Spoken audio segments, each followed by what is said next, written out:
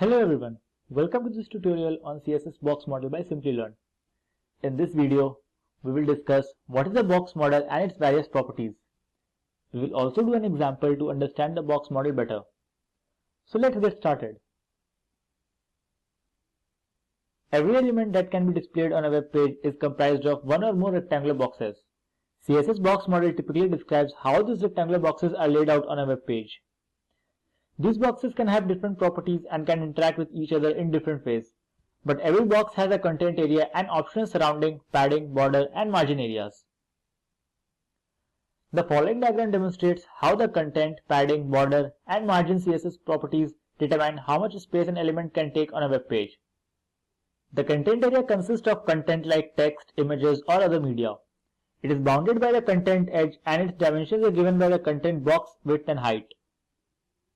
The border area is the area between the box padding and margin. Its dimensions are given by the width and height of the border.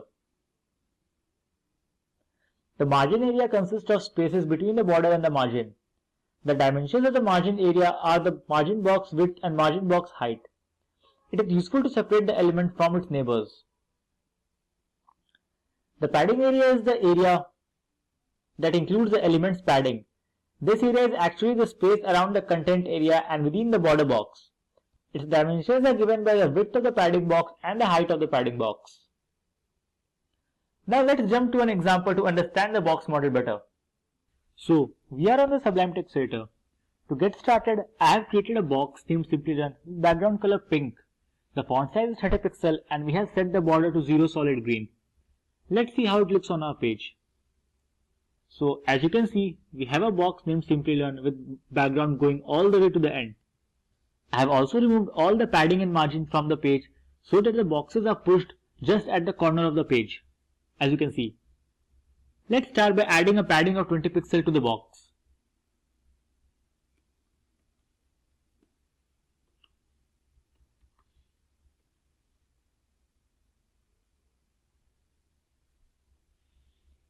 If you save the file, you can see the box increased by 20 pixels from all the sides. Padding occurs inside the background of an element. It goes around the content of the element. Most of the buttons inside the CSS is designed using padding so that the background of the button becomes wider than the actual text. The next thing we can do is change the border of the element. If we change this border size to 15 pixels, we will get a nice solid background of color green.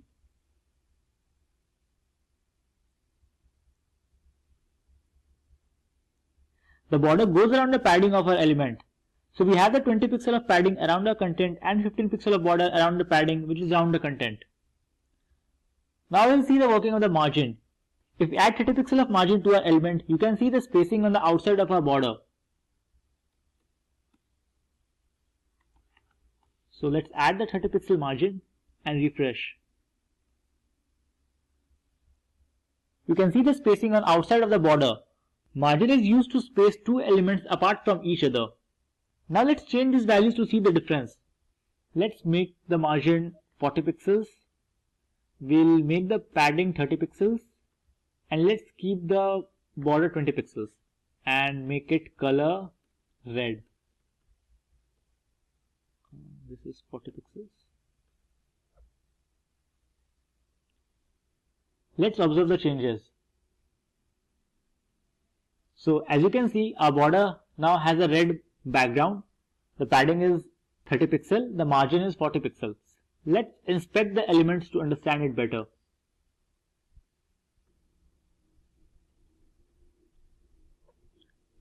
By clicking on inspect, you can see the different styles.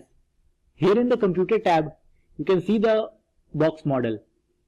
This is the content area, this is the padding area, this is the border, and this is the margin area. We have the margin of 40 pixels around the border.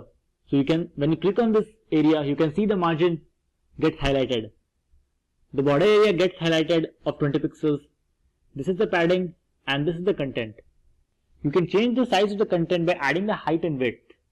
So let's try adding height and width. We'll give the height 50 pixels and we'll give the width also 50 pixels. Just save the file. Now when you refresh, you can see the content area 15 to 50.